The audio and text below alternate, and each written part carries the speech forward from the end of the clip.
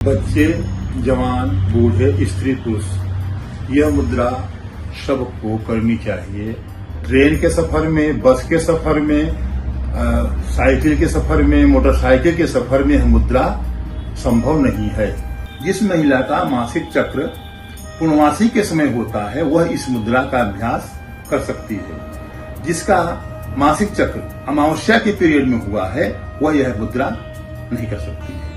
पृथ्वी पर बैठ करके किसी भी आसन, पूजा, मुद्रा या योग किसी प्रकार का अभ्यास करते हैं पृथ्वी पर बैठ करके तो आपको 99% लाभ मिलता है।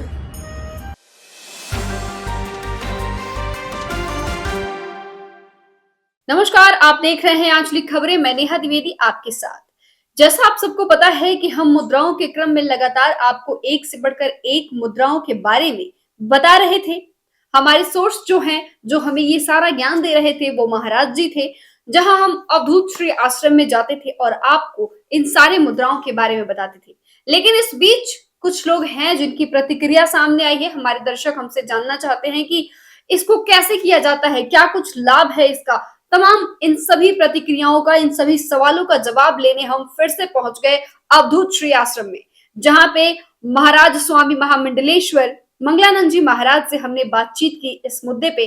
उन्होंने काफी कुछ बताया है। देखिए हमारी खास रिपोर्ट हमारी संवाददाता प्रीति के साथ। नमस्कार महाराज जी, आपकी बताई हुई मुद्राएं दर्शकों को काफी पसंद आ रही हैं और कई लोग उसका लाभ भी उठा पा रहे हैं। लेकिन मुद्राओं के इसी क्रम में लोगों की कुछ आशंकाएं हैं, कुछ प्रश्न हैं जो वो आपसे पूछना चाहते हैं।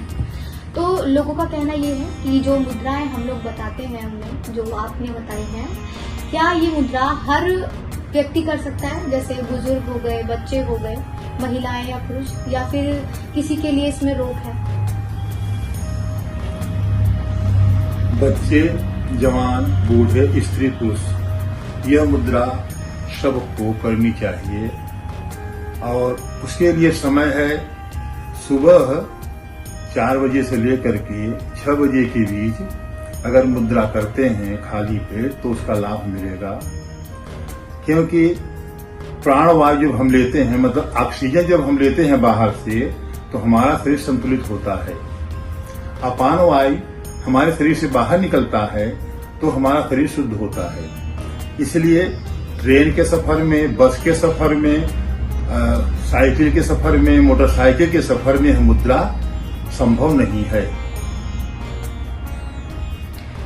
गुरुदेव जी, मेरा आपसे एक और प्रश्न है कि जैसे आपने बताया कि किसी के लिए वर्जित नहीं है, ये सब कर सकते हैं, लेकिन एक सवाल मेरा और है। दर्शकों का कहना है कि जो गर्भवती महिलाएं हैं, क्या वो इन मुद्राओं को कर सकती है या कोई परहेज है उनके लिए? गर्भवती महिला के लिए 6 महीने तक अभ्यास कर सकती हैं। 6 महीने के बाद, 6 महीने से 3 महीने का प्रसव काल होता है, इसमें मुद्रा नहीं कर सकती। और गुरुदेव जी, एक और प्रश्न मेरा आपसे होगा। मेरा प्रश्न ये है आपसे कि जैसे कई लोग, आजकल का जो दौर है, जो आज का समय चल रहा है, आधुनिक काल, इसमें लोग बहुत ही व्यस्त रहते हैं। जैसे बहुत लोग वर्किंग होते हैं, ऑफिस जाते हैं, तो लोगों का कहना ये है, क्या हम मतलब ऑफिस में ये अगर हमें टाइम मिले तो हम मुद्रा कर सकते हैं या फिर सुबह ही करना है? इस मुद्रा को करने के लिए शुद्ध वायु की, ऑक्सीजन की आवश्यकता पड़ती है। यदि उनके ऑफिस में शुद्ध वायु है तो अभ्यास कर सकते हैं। यदि उनके ऑफिस में कार्बन डाइऑक्साइड की वृद्धि है, ज्यादा है, तो यह मुद्रा करने से उन्हें हानि होगी। और गुरुदेव जी, जो दर्शक हैं उनके मन में आशंका है, वो ये भी जानना चाहते हैं कि आपने समय बताया सुबह 4 से 6 बजे के बीच, तो क्या हम ये जो मुद्रा है सिर्फ सुबह ही कर सकते हैं या फिर शाम को करेंगे तब भी लाभकारी होगी? सुबह 4 से 6 मुद्रा करने पर आपको 80% लाभ मिलता है। शाम को अगर रात्रि मुद्रा करते हैं तो 10% लाभ होगा। ठीक है। और गुरुदेव जी, मेरा आपसे एक और क्वेश्चन रहेगा, एक और प्रश्न है। जैसे जितना हमारा देश है या हमारा जो वातावरण है, जितनी इसमें आधुनिकीकरण आता जा रहा है, उतना ही बीमारियों का जो आगाज है वो होता जा रहा है। जैसे डायबिटीज, शुगर और कई प्रकार की बीमारियां लोगों में हैं। तो लोगों का कहना ये है कि अगर वो किसी बीमारी से ग्रस्त हैं, क्या वो उसके बाद भी इन मुद्राओं को कर सकते हैं या फिर उनके लिए ये करना मना है या उन्हें कोई हानि हो सकती है इससे? भारत देश में ऋषियों का देश है यह। ऋषि वात पित्त कफ को नियंत्रित करते हैं, उसे ऋषि कहते हैं। वात पित्त कफ को संतुलित करते हैं, उसे योगी कहते हैं। वात पित्त कफ को संतुलित करते हैं, उसे महापुरुष कहते हैं। वात पित्त कफ को नियंत्रित करने वाला महापुरुष भगवान की श्रेणी में आता है।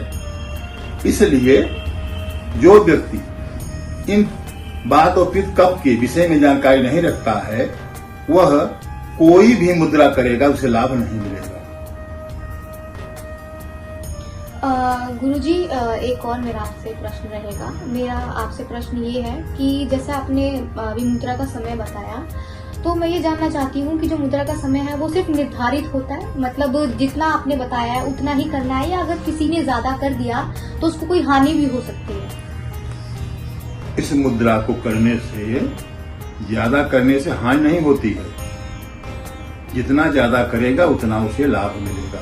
मुद्रा का विशेष है कि 5 मिनट से 40 मिनट तक यह मुद्रा की जा सकती है, क्योंकि मनुष्य के पास इतना समय नहीं होता है कि एक बार में 40 मिनट इस मुद्रा को करे, क्योंकि मनुष्य का जीवन अव्यवस्थित है। स्त्री पुरुष का जीवन अव्यवस्थित है, क्योंकि अव्यवस्थित जीवन के लिए यह मुद्रा नहीं है, व्यवस्थित करने के लिए यह मुद्रा है। अगर यह प्रश्न है कि हम तो 8 बजे उठते हैं, तो 8 बजे उठने वाले के लिए यह मुद्रा नहीं है, क्योंकि यह भारत ऋषियों का देश है। 4 बजे से लेकर के 8 बजे के बीच सभी मनुष्य को अपना बिस्तर छोड़ देना चाहिए। अगर इस विषय में कोई प्रश्न हमसे करता है, तो मैं इसका उत्तर यही दे सकता हूं कि अव्यवस्थित जीवन, लड़की लड़का, स्त्री पुरुष, सामाजिक आदमी, व्यावसायिक आदमी, नौकरी पेशा, राजनीतिक पेशा, कोई भी व्यक्ति अगर है, उसके लिए मुद्रा नहीं है। गुरुदेव जी, एक और बहुत ही अहम सवाल जो मेरे जहन में आ रहा है, मैं आपसे पूछना चाहूंगी कि कई लोगों के पास गुरु मंत्र भी होता है।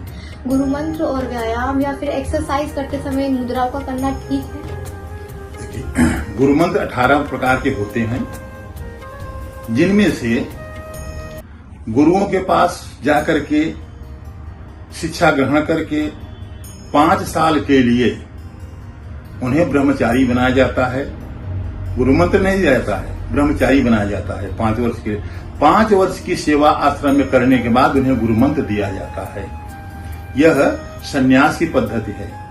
अगर गृहस्थ कोई गुरु मंत्र लेना चाहता है, तो उसे 1 वर्ष के बाद गुरु मंत्र दिया जाता है, जिनमें से यह समस्या होती है कि उनके पास क्या समस्या है, उन्हें गुरु मंत्र किस प्रकार का दिया जाए।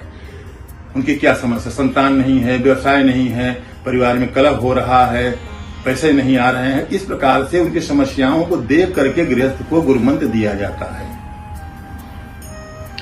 गुरुजी, आजकल के इस एकदम व्यस्त वाले समय में लोगों का कहना ये है कि जब व्यायाम करते हैं, प्राणायाम करते हैं, उस वक्त मुद्रा करना सही है या फिर हमें दोनों को अलग अलग ही करना चाहिए? शारीरिक व्यायाम इसलिए किया जाता है कि हमें शुद्ध ऑक्सीजन मिले। हम शाम को सोते हैं तो कार्बन डाइऑक्साइड की वृद्धि होती है, जिसकी वजह से हमारा मन चंचल रहता है, हमारा शरीर असंतुलित होता है, हम आलस्य में पड़े रहते हैं। हम शुद्ध ऑक्सीजन में जब पहुंचेंगे तो हमारे शरीर में ऑक्सीजन की जब वृद्धि होगी तो हम व्यायाम करेंगे, ऑक्सीजन की जब वृद्धि होगी तो हम यह योग करेंगे, ऑक्सीजन की वृद्धि होगी तो हम मुद्रा करेंगे, तो उसका लाभ मिलेगा।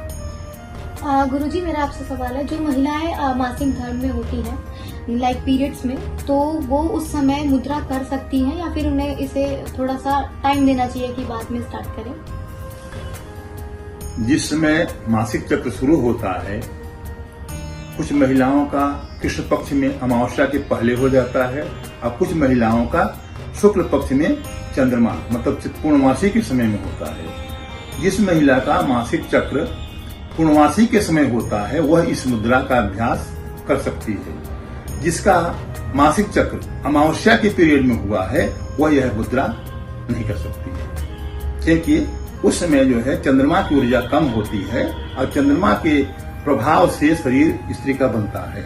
इसलिए कृष्ण पक्ष में जो महिलाएं मासिक चक्र में हैं वो यह मुद्रा न करें, जो शुक्ल पक्ष में हैं वो ही मुद्रा को कर सकती है। गुरुजी, आजकल की आम भाषा में हमारे दर्शकों को आप समझाइए कि कृष्ण पक्ष और शुक्र पक्ष क्या होता है। सूर्य और चंद्रमा जब दोनों इकट्ठा एक तिथि में आते हैं उसे कहते हैं अमावस्या। अमावस्या के दूसरे दिन से शुक्ल पक्ष शुरू हो जाता है। शुक्ल पक्ष के 15 दिन पूर्णमासिक तक जो होते हैं, अगर इसमें मासिक धर्म किसी महिला का है, लड़की का है, तो वह इस अभ्यास का पूर्ण रूप अभ्यास करना चाहिए, उसे लाभ मिलेगा। पूर्णमासी के बाद दूसरे दिन से कृष्ण पक्ष लग जाता है।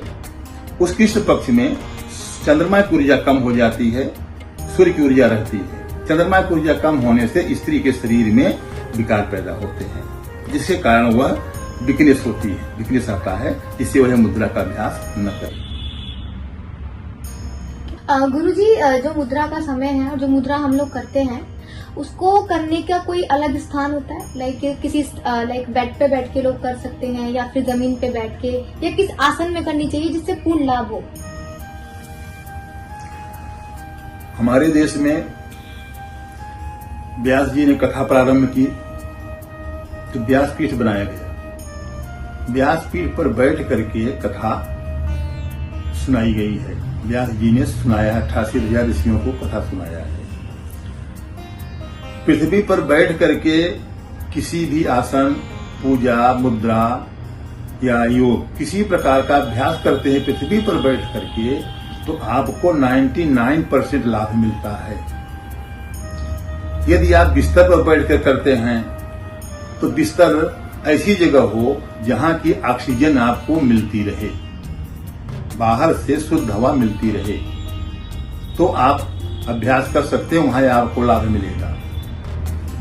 यदि आप घर से बाहर मंदिर में, पार्क में, अगर कहीं पर यह अभ्यास कर रहे हैं तो वहां पर ध्यान दें कि अधिक ठंडी न हो, जिससे कि आपको ऑक्सीजन तो बढ़ जाएगी लेकिन ठंडी लगेगी और बीमारी आ जाएगी आपको। इसलिए आप खुली हवा में अच्छी जगह यह अभ्यास करें तो लाभ मिलेगा।